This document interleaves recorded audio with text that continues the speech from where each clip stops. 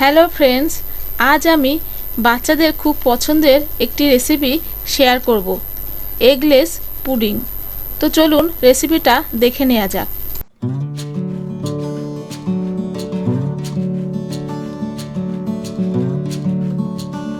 Pudding তৈরি করার জন্য প্রথমে ক্যারামেল তৈরি করে নিতে হবে। ক্যারামেল তৈরি করার জন্য একটি অ্যালুমিনিয়াম বাটিতে হাফ কাপ চিনি দিয়ে সামান্য একটু জল দিয়ে মিডিয়াম ফ্লেমে ফুটিয়ে নিতে হবে। যতক্ষণ না কালারটা আসছে ততক্ষণ চিনিটাকে নাড়াবো না। কালারটা হালকা আসতে শুরু করেছে, এবার এটাকে নাড়াচাড়া করব। ক্যারামেল তৈরি হয়ে গেছে, এটাকে বেশিক্ষণ গ্যাসে আর রাখবো না, না হলে পুড়ে যেতে পারে। পুডিং করার জন্য আমি এখানে একটি টিফিন বক্স নিয়েছি। সঙ্গে সঙ্গে টিফিন বক্সে ক্যারামেলটা ঢেলে নিচ্ছি, না হলে জমে যাবে। এবার এটাকে পুরো টিফিন বক্সে সেট হতে দেব। এগলেস পুডিং বানানোর জন্য আমি এখানে 3 পিস পাউরুটি নিয়েছি। পাউরুটির সাইডগুলোকে কেটে নেব। পাউরুটিগুলোকে টুকরো টুকরো করে কেটে মিক্সিতে গ্রাইন্ড করে নেব। পাউরুটি গ্রাইন্ড হয়ে গেছে। গ্রাইন্ড হওয়ার পরে এরকম দেখতে হবে। হাফ কেজি দুধ বয়েল করার পর ঠান্ডা করে নিয়ে ছেঁকে নেব, যাতে সরটা না পড়ে। ছেঁকে নেওয়ার দুধের মধ্যে 2 চামচ কাস্টার্ড পাউডার দিয়ে দেব। কাস্টার্ডটা ভালো করে মিশিয়ে নেব, যাতে কোনো লাম্পস না থাকে।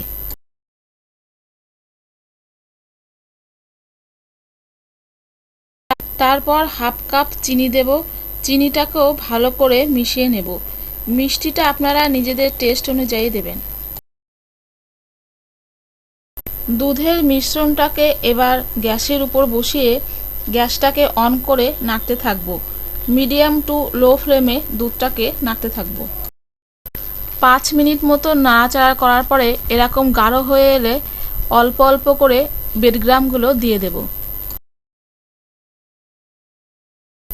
তারপর ভালো করে মিশ্রণটি মিশিয়ে নিতে হবে, যাতে কোনো লাম্পস না থাকে।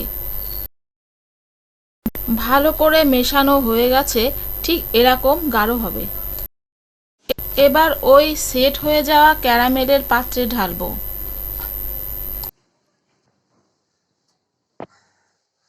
মিশ্রণটি ঢালার পর সব দিকটা সমান করে দিয়ে টিফিন বক্সে ঢাকা দিয়ে দেব।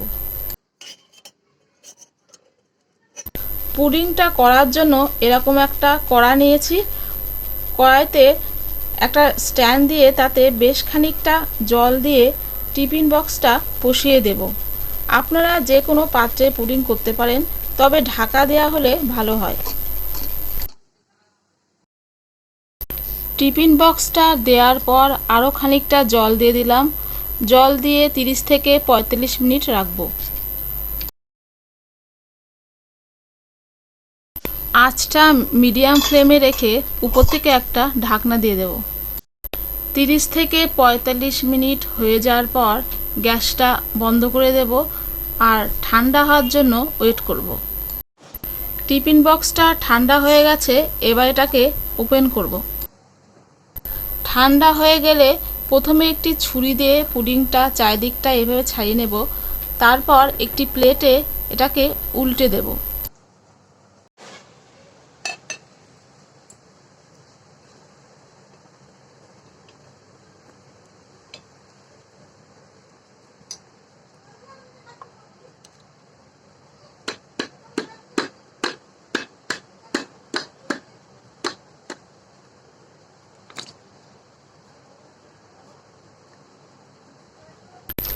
আমাদের এগলেস পুডিং একদম তৈরি।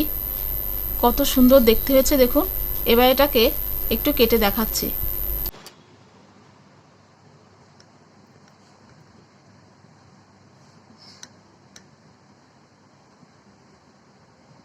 দেখুন কাটার পর কি সুন্দর লাগছে।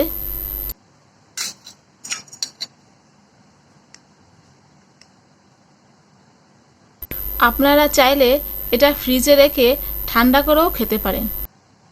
রেসিপিটা ভালো লাগলে লাইক আর শেয়ার করে দেবেন, আর আমার চ্যানেলে নতুন হলে একটা সাবস্ক্রাইব করে দেবেন। ধন্যবাদ।